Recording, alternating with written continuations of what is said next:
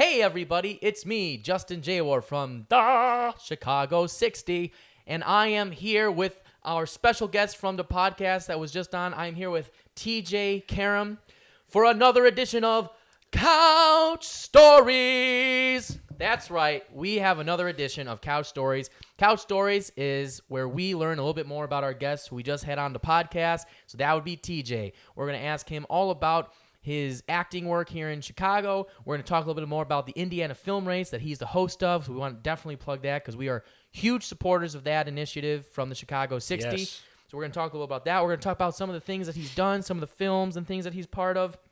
We're also going to talk about him doing handstands all around the city. I have to know about this. I see it on his Instagram all the time, and I love it because mainly I'm just jealous because I can't do that shit. Yes, That's why dude. there's a pull-up bar in my place, DJ. I'm trying to get Perfect. to your level, bro. You inspire me. We're going to talk about that and just learn about him so you can check him out and all of his cool stuff and follow him because he's doing a lot of very cool things, and you should because he was also just on Chicago Med. I mean, this boy is crushing it right here. So we're going to get into that. Thanks, and then, man. of course, we have the lightning round. Dun, dun, Dun, dun, dun, dun, dun. dun, dun. So all of that on another episode of Couch Stories. Couch Stories. Yes. All right. Cool, man. Well, let's get into this. Yeah. TJ, how are you, man? I'm good, man. How are you, Justin? I'm doing super well now. Fantastic. Yes, Me sir. too, buddy. Did you enjoy being on the podcast with me and did. Ron? Yeah, Good. it was a blast, man. Excellent. That's good. That's good. It was easy. It was. You yeah. made it easy. It No, was super well, thank easy. you. Well, that's Yeah. good. Well, I appreciate hearing that. And yeah, you brought a lot of good additional questions, stuff that brought up topics I didn't think we would cover, but that was an amazing conversation. It was great. Yeah, It was a great. blast. Lots of good insight.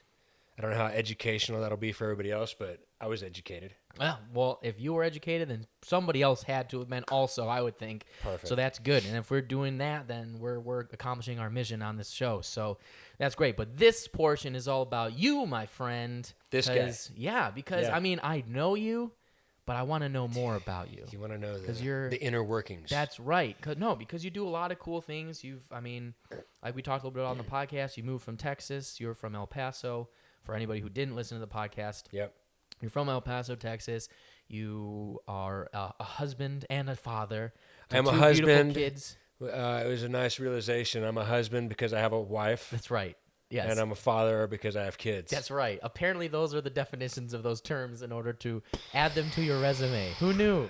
Yeah. Who knew? Can't have one without the other. That's right. That's right. Or you can't be you one. can, I guess. I guess you but can. I guess you could. I mean, there are posers out there, man. Sure. Yeah, I'm a father. Oh, where are your kids? They are somewhere. They're in the ether. They're in my mind. But yeah, no. But you're the real deal. No, man. I honestly, I've really enjoyed working with you.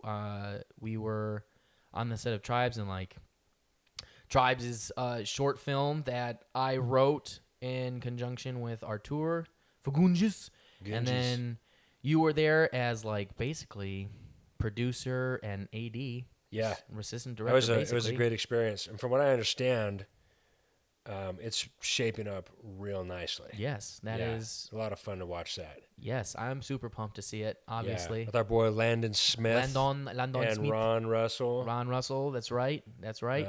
So yeah. it was. I'm super pumped to see that come to fruition. And Yeah, it's close. it was great. So that's great. But one thing, I mean, really, what did I want? There's several topics here I really want to learn about. One of the big things, because we already talked about some family stuff and why you moved and everything. So go listen to the podcast. Damn it, find out about that. So what I want to really learn more about is your acting and how you got into acting, because you basically said that really kind of started when you moved to Chicago. It seems like. Am I right, or did that start in Texas? Did it Yes. transfer over, or how'd that happen? So a little bit in Texas. Yeah, it's kind of a family affair here in Chicago, first of all. So me and my wife and my two kids are all with the same agency. Yeah, whole which is family kind of actors, basically. Yeah, which has kind of transpired in the 3.5 years that we've been in Chicago. So when we were in Texas, me and my son had a couple of opportunities. My son first, actually, had an opportunity to be on a commercial for a credit union in El Paso. And then when we did one together, and then, it was fun, but there just wasn't a huge market in El Paso, Texas for acting. Right. And then through a friend of mine who I'm in business with in Colorado, Pride of Gypsies, which is Jason Mamoa's production company, they came through Creed, Colorado, where my buddy lives on a ranch, and they at the time had the Carhartt account and did a commercial in Colorado based out of their ranch, and my buddy got to be a part of that. My buddy Greg, who's my boy, he got to be a part of that commercial. So they did that, and then they called Greg again because they wanted to do a commercial in Austin, Texas, and he knew that Greg had ties to Austin. Greg's another guy from El Paso who lived in Austin for a long time. Anyway, so Greg called me, said, "Hey, do you want to be a part of this?" I said, "Absolutely." Went to Austin, and we started out just helping out with location scouting. And then when Jason Mamoa and his crew got to Austin, turned out that I got to help on both sides of the camera. Got to act. It was Carhartt's 100-year anniversary commercial, so I got to be a part of that in front and behind the camera. Well, that's cool. And absolutely fell in love with it. Big props to Jason Mamoa and his crew, because they were just fucking outstanding. And he is absolutely how he portrays himself, and one of the coolest dudes I've ever met, and one of the hardest working actors in Hollywood, and just super passionate about everything he does in film. So after that, I was just kind of like, this is amazing, but I was still living in El Paso, so I went back, and there was just like nothing after that. Really. Nothing really to do there, you know. Right. So we moved to Chicago, and I was starting to put together a resume for real estate, which is my background, but I just couldn't fathom putting on a suit and a tie. Quit holding that yawn in, by the way. If you got a yawn. No, I'm not if yawning. I'm fucking boring you. No, you're not in the slightest. There is no yawns being held. Got you. No. So when I came here, I started putting a resume together, and the offers just weren't there, and it wasn't something I really wanted to do, but I needed something to supplement my income because Chicago's expensive. Yeah, that's right. So I started looking for, wondering about the acting scene in Chicago. Long story short, did a bunch of background extra work on the Chicago shows, started doing student films, and just kept building a resume and worked my way up. I'm with a great agent now in Chicago, and actually making a pretty good living doing it, and having a blast. It's amazing. Yeah, so it's been a blast, and I absolutely love it. I feel like it was my calling, and so I'll just keep doing it as long as I can. That is fantastic. And yeah, I can definitely relate to you on the not wanting to put a suit on. I mean, I like wearing suits. I like looking good. But, yeah, I mean... The only time I wear a suit now is for a gig. Yeah, I mean, really, I mean... Or if there's, like, an occasion that requires a suit, or if... There's a difference in getting dressed up to go out. And doing it for work and purposes. having to put on a suit and tie every single day. Right, which I had to do. For a grind. The last guest we had on was Lauren Gaspar, and we were talking about how we used to work at the copier company together. And for me, I had to. The rule was wear a suit and tie. Yeah. Now I started a trend where I stopped wearing the tie, and there's a few other things. And they were like, "Don't have a beard," and then I started doing a beard. They probably didn't like me too much, but I was selling, so they were like, right. When you're selling, you can kind of get away with it. Yeah. But yeah, I mean, I totally can relate to that feeling, and that's why I'm doing this and doing acting, because I want to be, similar to what you're doing. Like, right? Yeah, you're full time acting. You're a business owner still, right? Yep. You run bars and things down in Texas. Still running business back in Texas with family and friends.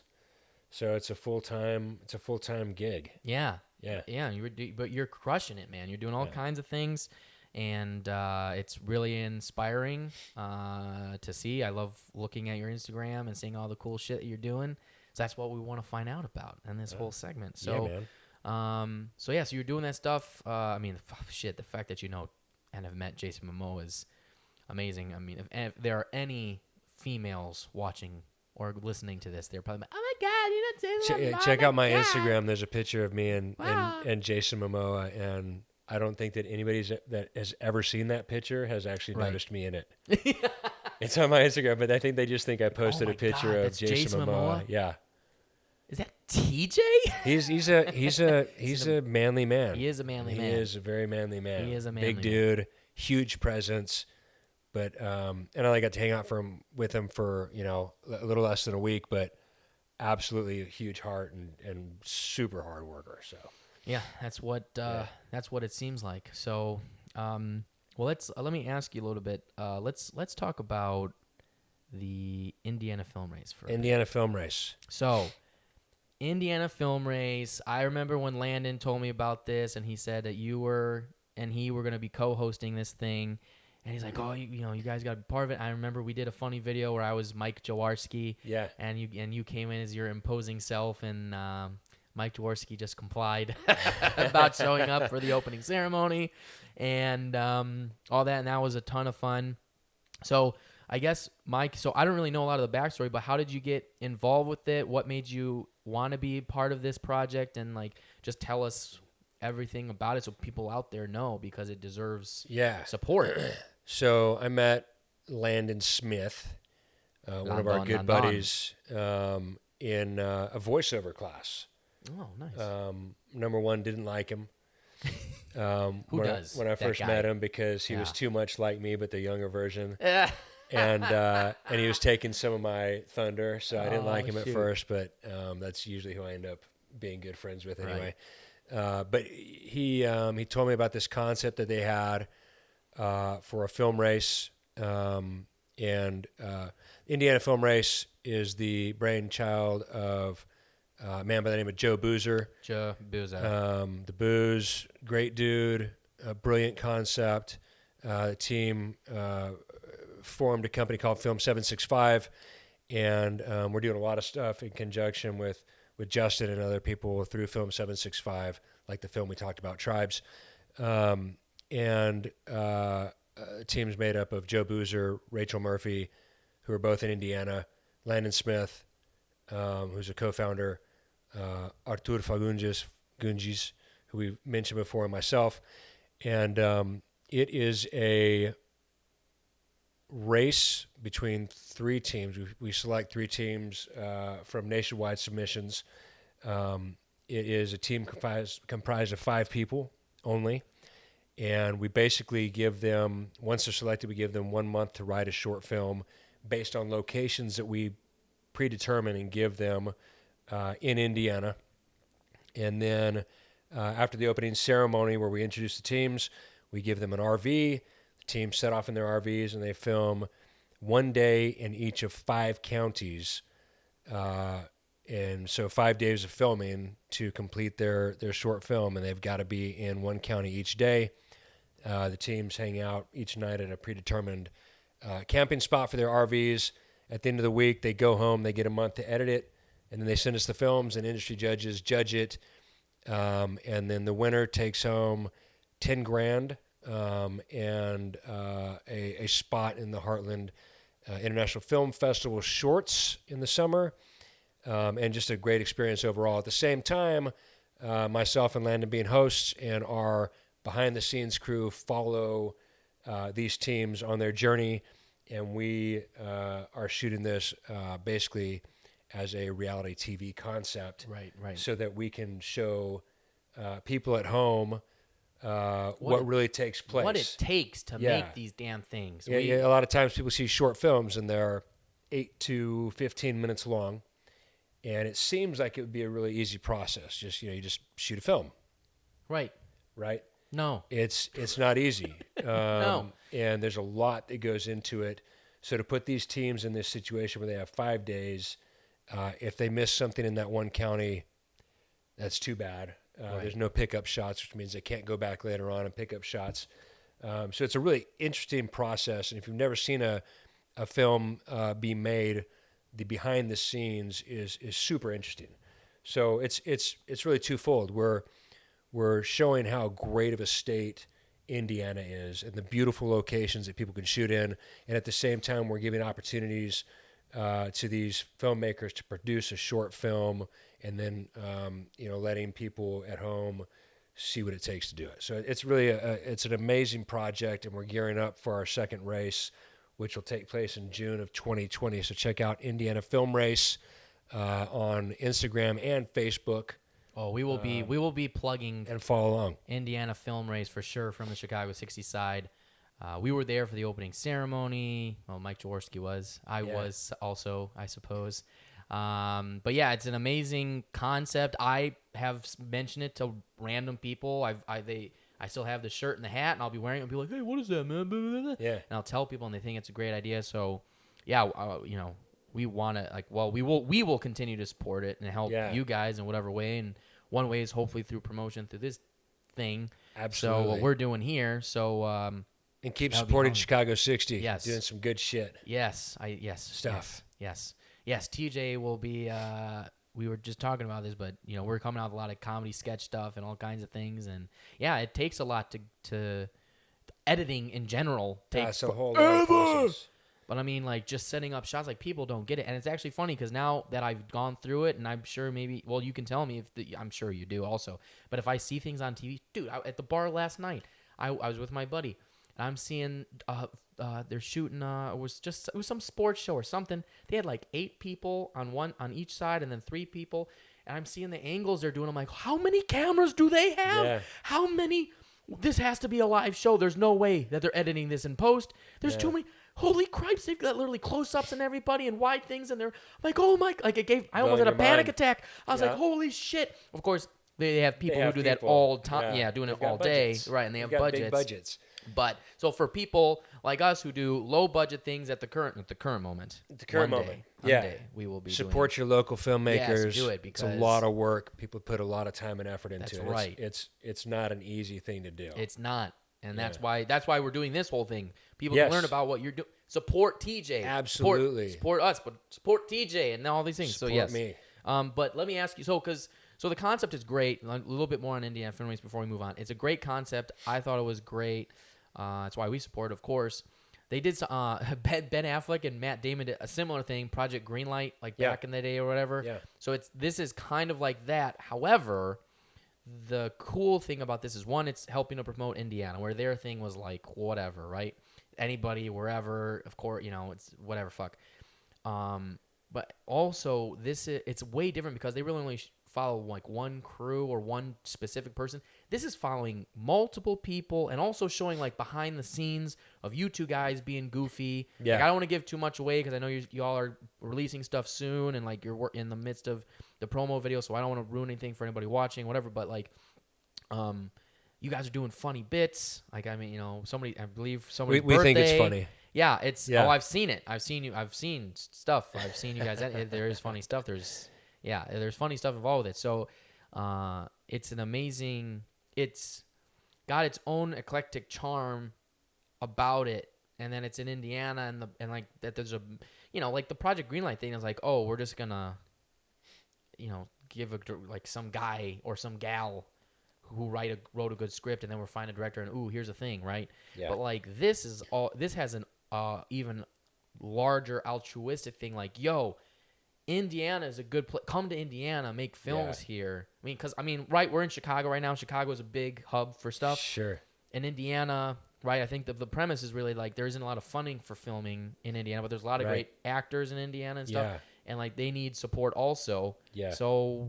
And I feel like really competition's always good. If Indiana's doing well, then Chicago, it's only going to help everybody, really. Yeah, there's a great premise. There's a lot of good things that come out of this thing. We're helping, like I said, film teams produce films. We help them with the travel, the locations. We give them a stipend to help offset their costs to produce the film.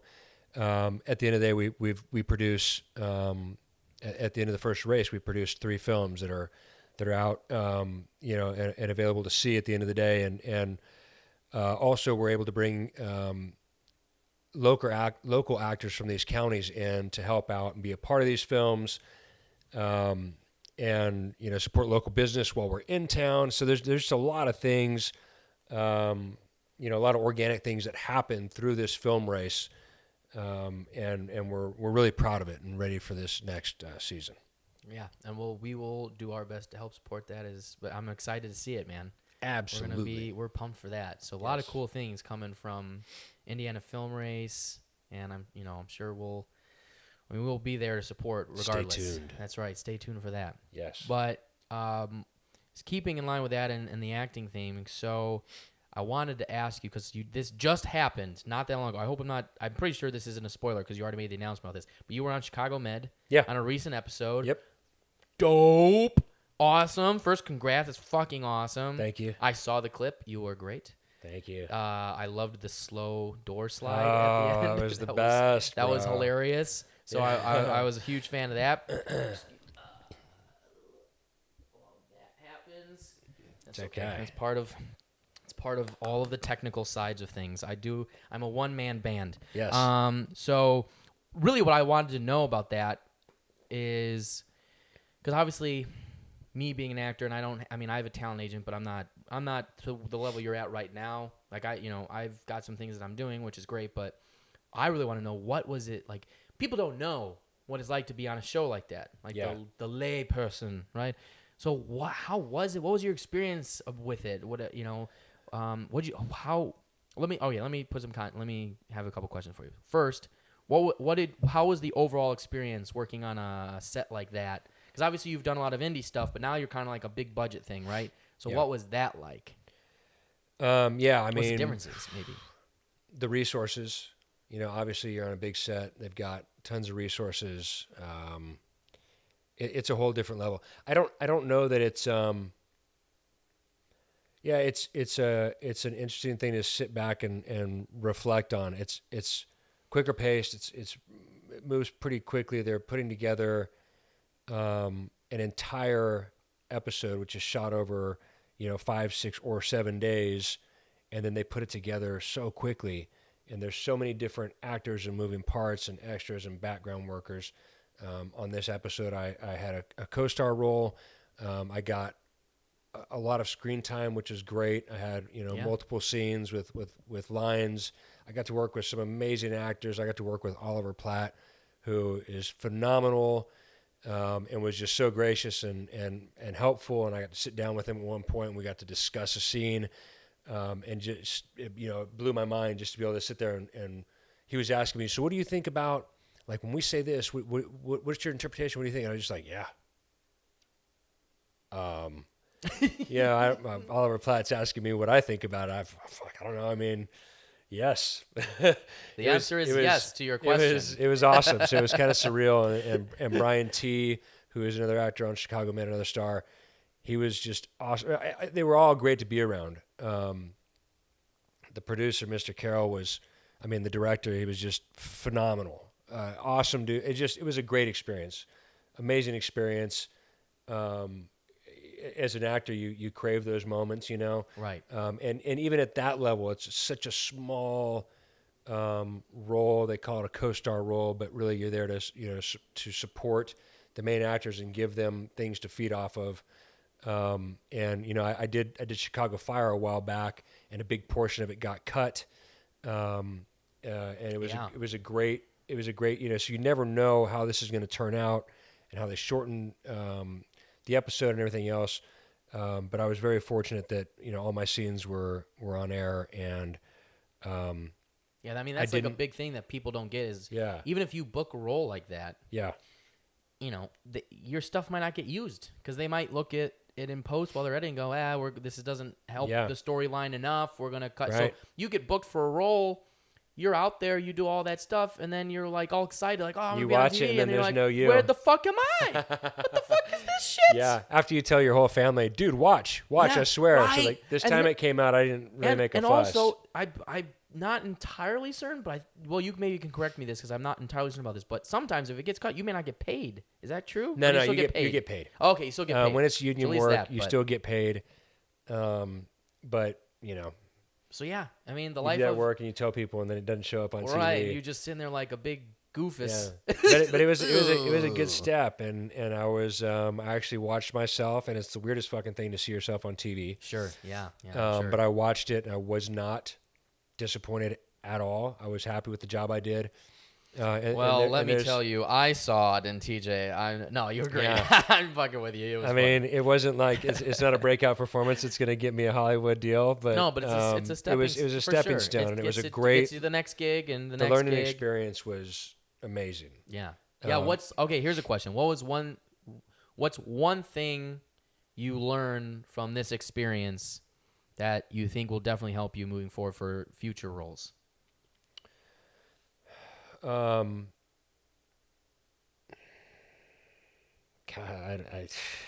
the whole learning experience is great, but I think for me, when you're talking about a TV role and they've got multiple cameras, and the equipment they're using is so good, one thing that I learned, especially after watching it, was everything is big. Reactions are a lot bigger than you think they're going to be. Where you think that you need to act and like portray that this thing is going on, you really don't, because the camera, on so TV, much they're work, shooting, yeah. the majority of it is shot right here. So when I saw the episode, my fucking head is Right, huge on this huge. screen, right? So they Huge. Yeah. pick up everything, slight eye movements, and you hear this from coaches and teachers, and like you just do the minimal. You don't need to be over the top with it, and you see it, and you're like, okay, Yeah. that's what they were talking about.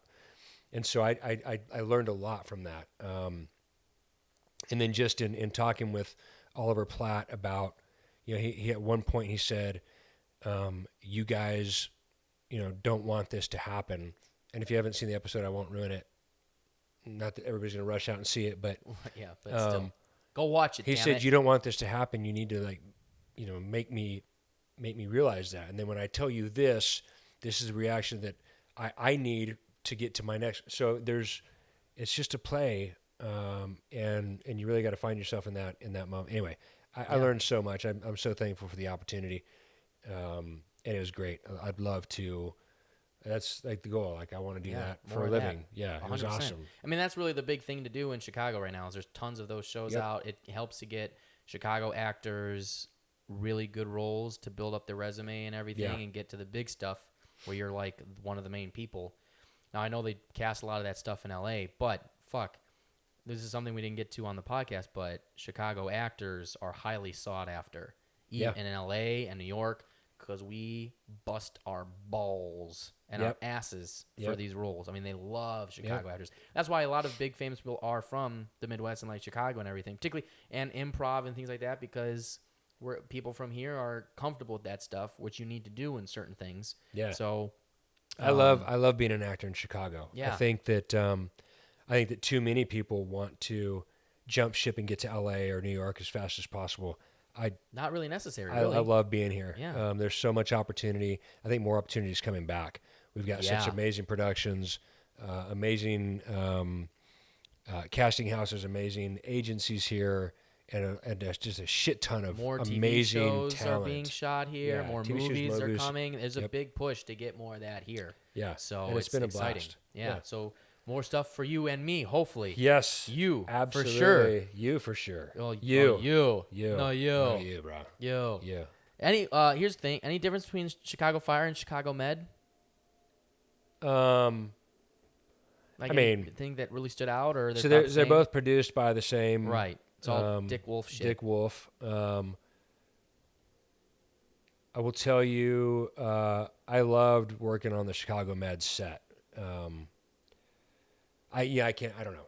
They were both fantastic. And I would work for either production. I mean, in a heartbeat. I think that it's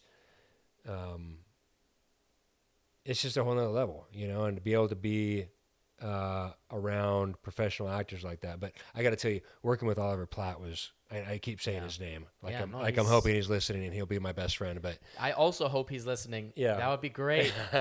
Working Oliver. with him was just such a pleasure. Yeah. And to be Just his and process, not just like working with him, but to watch him work too. So when you're on okay, set, yeah. even when there's scenes that I'm not like actively involved in, I'm there watching him work, and acting's not an easy thing. Anybody can try to act, but to be a good actor, A lot of you work, basically a lot got to of be preparation.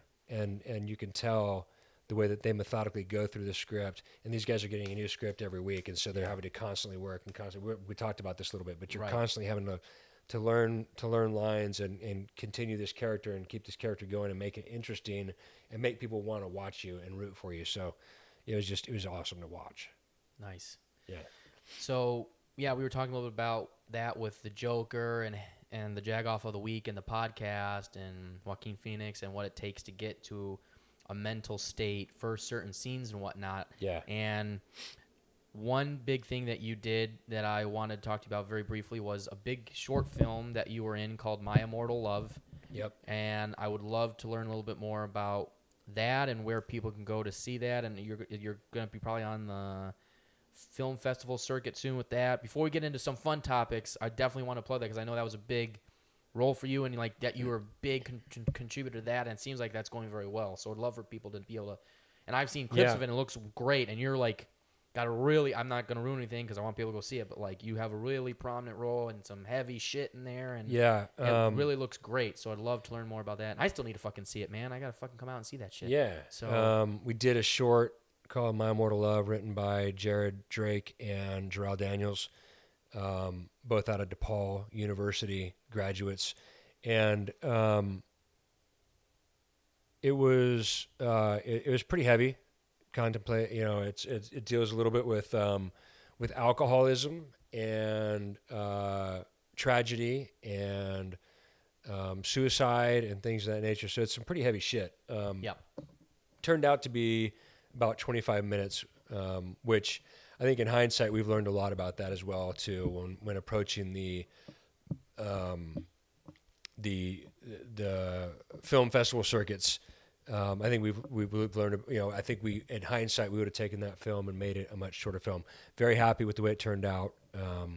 Obviously, we're talking about passion projects and short films that are made on very small budgets. Right. So, shot in a short amount of time. And again, I don't think people understand what it takes and what goes into making a short film. But we were talking about this Jimmy Kimmel thing and this clip from Jimmy Kimmel and Joaquin Phoenix's interview. And if you haven't seen it, go see it. It'll be up on Chicago 60. Yeah, we'll post it. So people can see it. But it's basically a scene where some behind-the-scenes footage was sent to Jimmy Kimmel, something that Joaquin Phoenix was not aware that was going to be sent to Jimmy Kimmel. We don't think he was aware of it. We don't think so. It doesn't. But it's a part where Joaquin Phoenix is trying to get into character and trying to put himself in a certain headspace to portray this character and to really get into it. And I believe the cinematographer is like whispering on set and even cracking some jokes and kind of poking fun at Joaquin Phoenix, and Joaquin Phoenix responds with, some bad language and kind of pissed off about, kind of shut the fuck up. I'm trying to get someplace with the character, and then Jimmy Kimmel shows this and is kind of laughing about it. But I can tell you, as an actor, real life.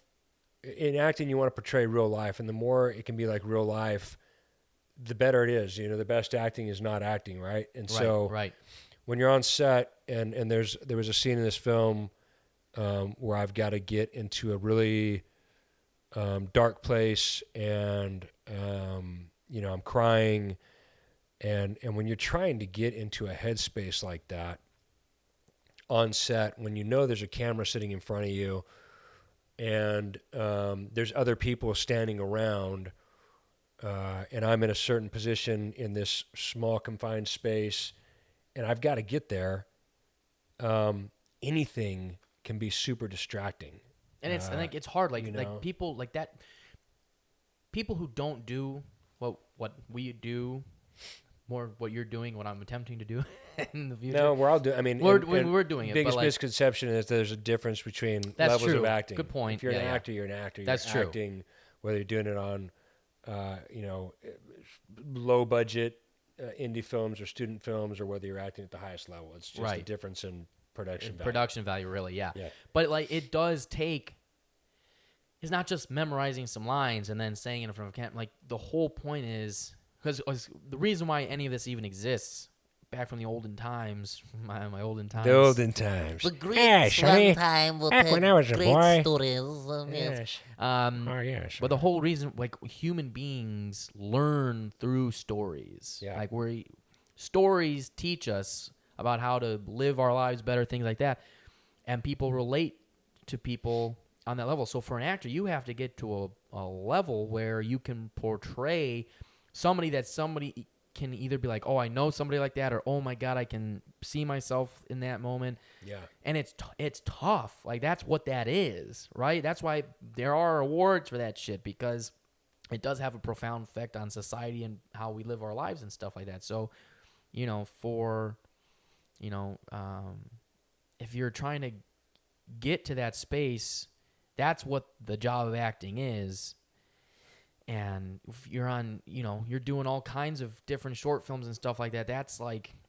Would you say like that's like besides memorizing line, which it really is kind of the easiest part, really contemplating and thinking about, like you're saying with Oliver Pratt and all that, like that's the real crux of it, of the acting, is trying to figure out, how do I feel about this line and this person? Like, I'm doing that now for the short film I have to, I've got, there's a sister that's I'm involved with. It's me and her primarily.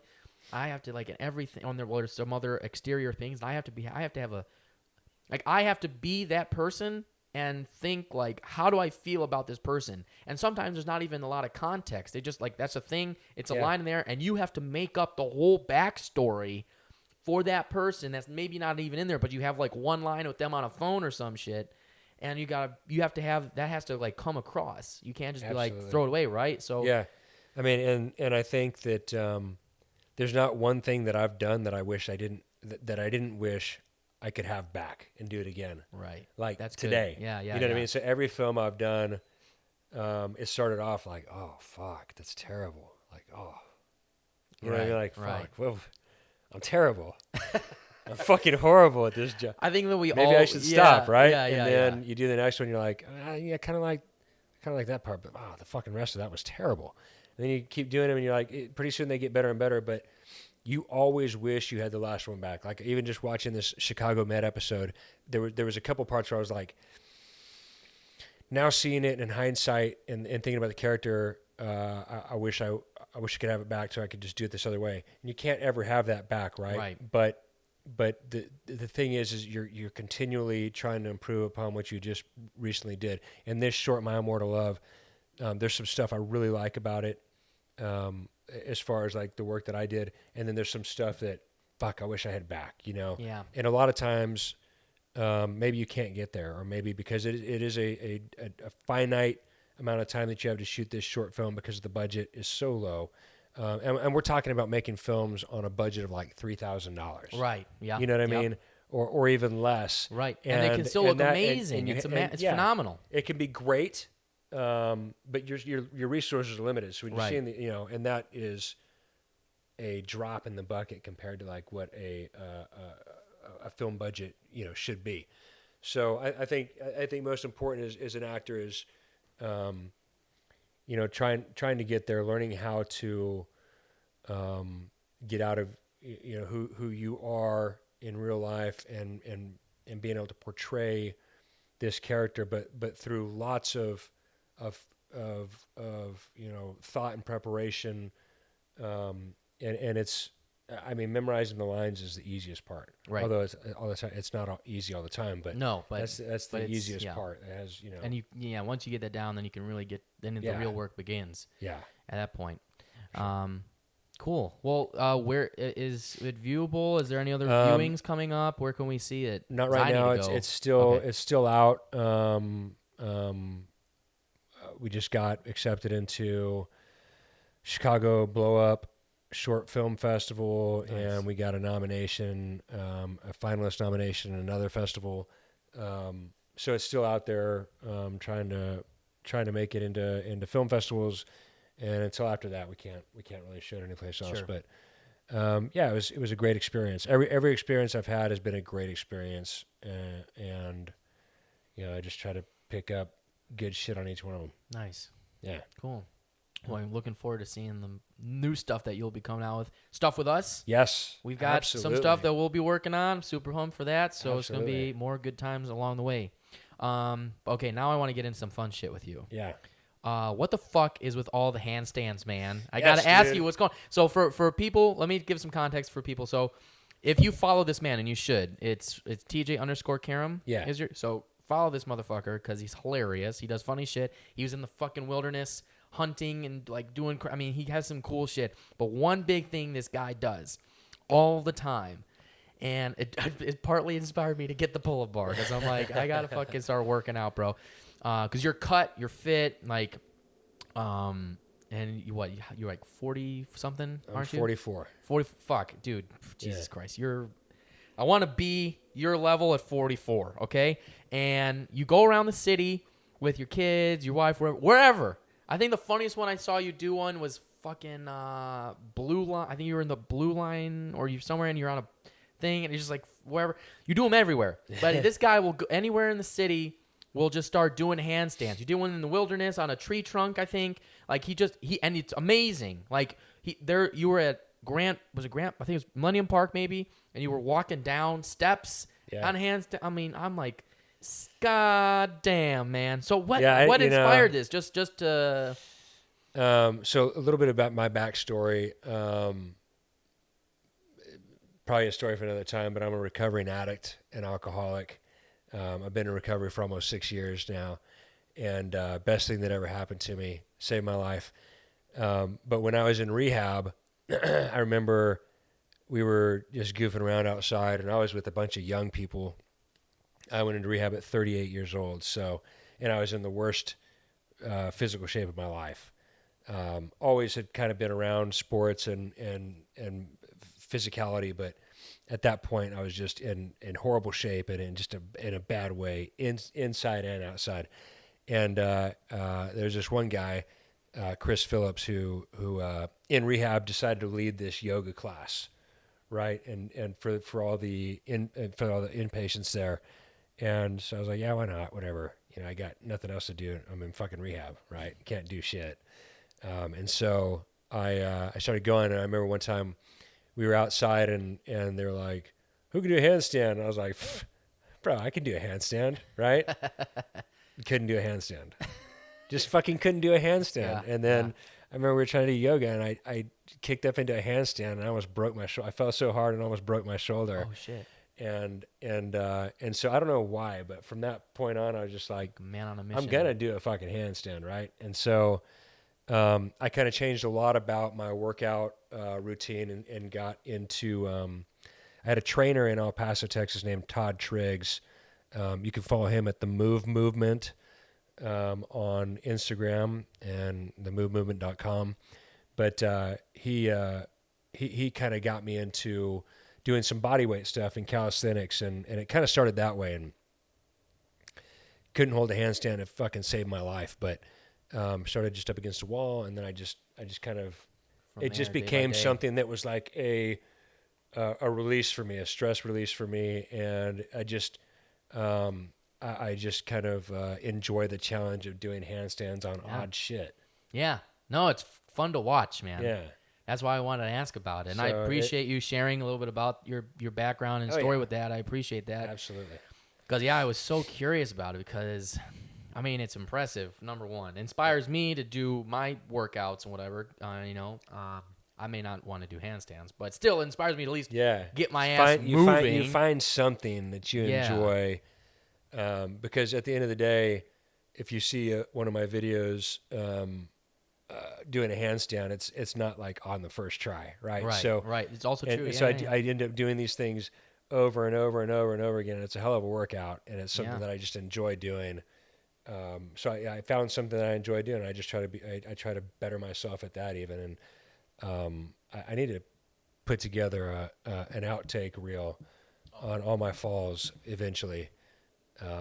Because I've taken some pretty bad spills. Yeah. As a matter of fact, one of the new things I've just gotten back into is skateboarding. Oh, no kidding. Yeah. So cool. Oh, yeah, I've seen some with your son, right? Yeah. I think you posted one recently. I found something very cool that my son actually really likes, and we skate together, and we go to the skate park at Grant Park, and I've really started to get back into it. And I bit shit yesterday really hard in the garage trying to do an ollie.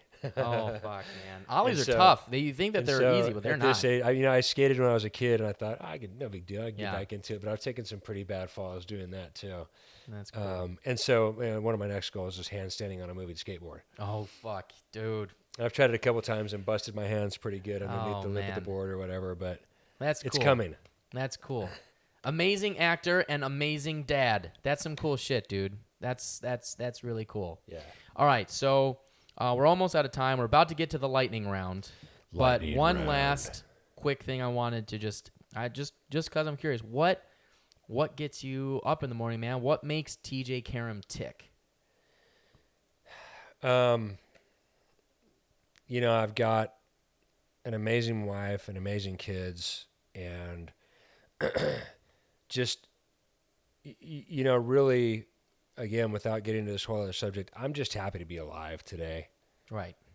My life could have gone so many different ways, and if I hadn't made a change almost 6 years ago, with the support of my wife and family, I don't know that I'd be alive today. But every day, it's not like every day I wake up and I'm just like, new day, let's get out of bed and fucking move. I mean, because you're not a robot. Like everybody, I struggle and everything else. Right. I just try to find, making this transition in Chicago and finding something that I love to do, and being an entrepreneur and be able to spend time with my family, and just find something interesting to do every day. I just try to make the best out of it. And life can be beautiful. Life can be really terrible and sad and tragic. But my life is pretty good and I can't complain, and I try to enjoy it. Yeah, life is a struggle. That is something Yeah. that I have learned. It's a constant struggle, and you constantly have to fight against the struggle to get you to where you want to go. Absolutely.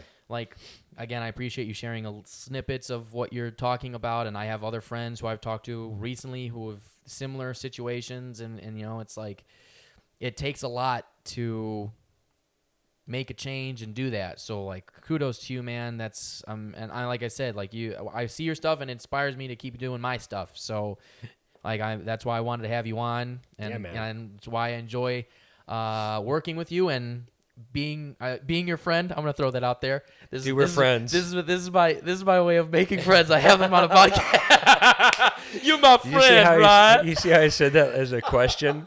You said, and While you being sit on my couch and I ask you friend? questions. I don't know. Having me over one time qualifies as friends. Right? but- Yeah, I know. No, but Absolutely, still, we're friends. yeah. No, we've worked on a couple things and done some funny stuff. But anyway, what was the one thing that you always put in your posts? What is the phrase? Progress, not that's it. perfection. Progress, but not perfection. Yeah, it's something I learned in rehab through the 12 steps, and it's just so true in everything. You can't be perfect. So No, progress, impossible. progress, not perfection. It's just something that I try to remember. I forget it all the time, but I try to put it out there constantly, because as long as you're progressing yourself, there's no reason to be perfect. You can't be perfect. To strive for that would be not good. Yeah, Which right. is that's about as layman's term as I can say it. Yeah, so I people mean- understand. It's to try to strive for perfection will only result in you being unhappy. Is Yeah. my I mean, thoughts on that. so try to enjoy the little wins. Try to enjoy Yes. the progress.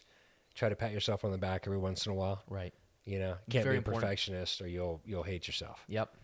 Something I had to learn.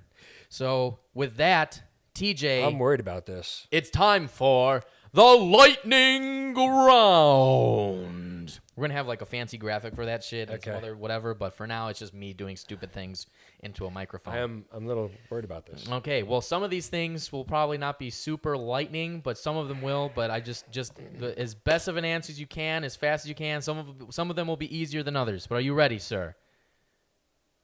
Yes. Here we go. The lightning round. Ding ding. Question number 1: Cubs or Sox? I'm gonna say Sox, just because the Cubs get all the love, man. Oh, okay, all right. Yeah, I'm in. I like watching them both. I think Yeah. there's enough love in this town to love both teams. Okay, cool. Southside sucks. Italian beef or a hot dog? Chicago style hot dog. Chicago style hot dog. Oh, okay. very Absolutely, cool. with the peppers. I love it. Nice. No ketchup. No, fuck no ketchup. Okay, good. No, All right. I'm a mustard guy. All right, cool. If we are talking Italian beefs, are you an Al's or a Portillo's guy? I've never had Al's. I've had Portillo's, and I'll give you a quick funny on that. We're from El Paso, Texas, so for the first year we lived here, we thought it was Portillo's. It's Portillo's, You're bro. not the only one. It's not Portillo's. Hey, man, Portillo's. I want to go get the Portillos. And I'd hear people say Portillo's, and I'd be oh, poor that's white hilarious. people calling it Portillo's. That's And then the first time we hilarious. went in, there was no Mexican food. I was like, what the fuck? Fucking What awesome. the fuck? Oh, So dude. I've had theirs, but I haven't had Alice, so I have to try Ooh, Alice. okay, well, Yeah. I'll tell you about something offline where you can do that. Okay. Okay, Riverwalk or the beach? Beach. Ooh. Love the beach. I love being on the sand. Handstands by the beach is the fucking best. Dude. All right, Yeah. all right. Sears Tower or the John Hancock? I'd say, so it's not even the Sears Tower anymore. So, Yes, fuck it them. is. Is Real, it? No, just real Chicagoans. It's still the Sears Tower. Okay, I was gonna say yeah. Yeah. So it's but I There's don't know. a guy I don't, who's pretending named Willis, but it's still Sears. I don't get all that bullshit. So I'm Yeah. gonna say John Hancock. All right, cool. I like to call it the Herbie Hancock thing. Okay, I'm cool with that. All right, Grant Park or Millennium Park? Grant Park, baby. Yeah? I've recently discovered a love for Grant Park because it's away from the tourists.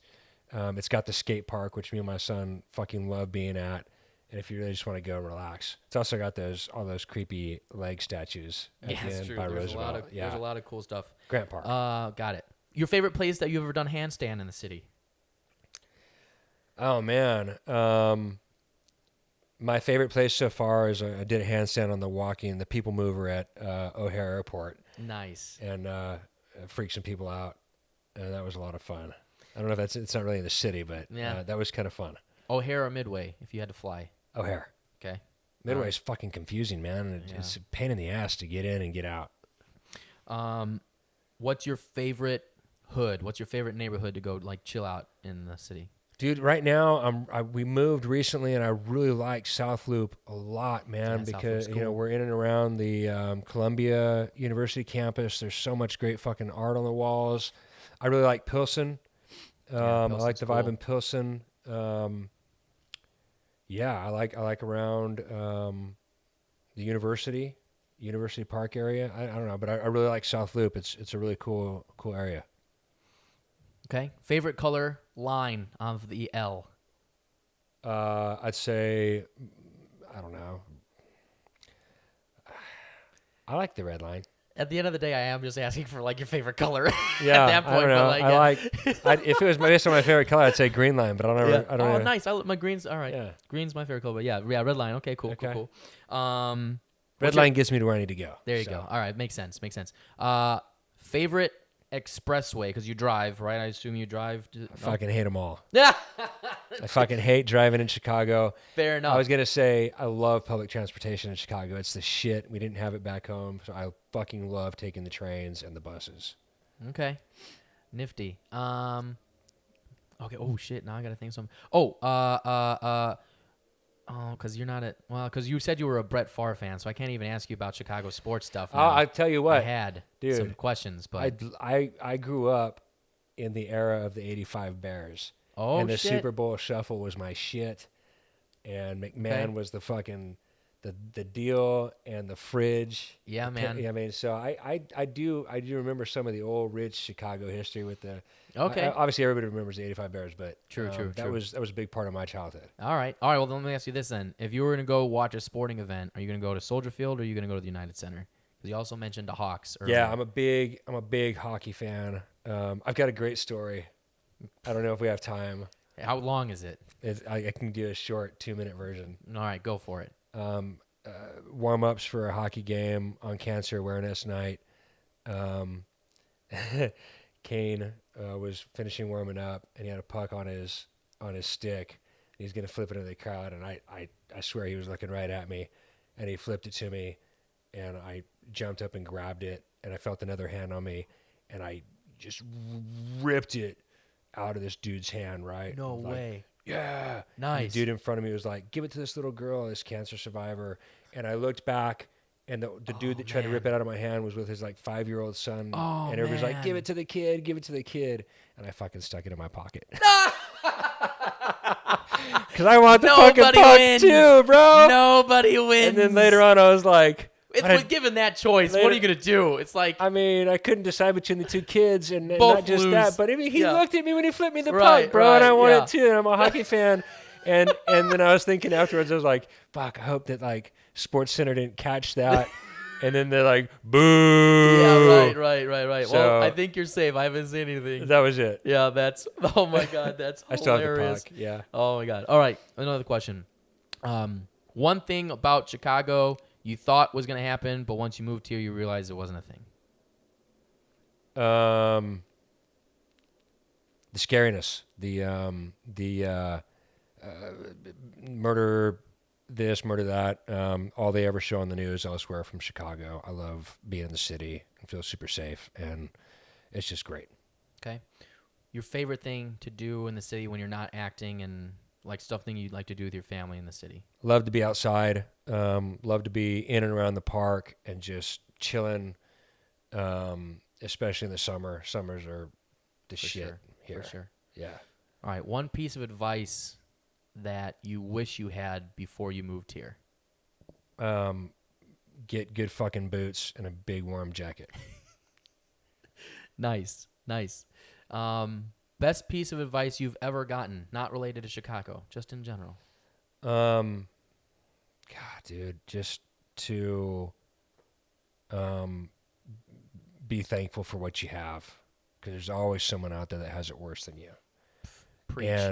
And if everybody in the room took all their problems and threw them in a bag and threw them in the center of the room, you'd go pick up your own bag. Yep.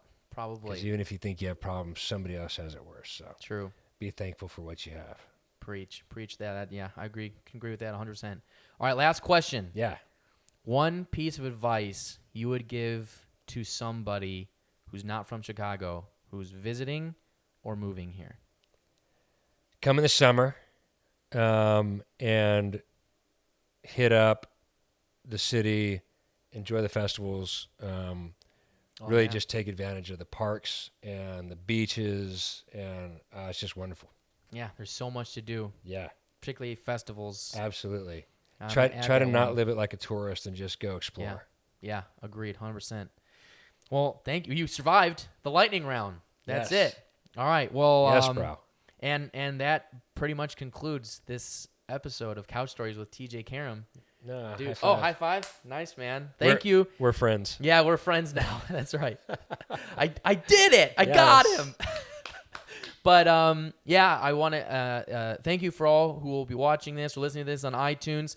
TJ, one last time, if people want to follow you and see your shit, where can they go?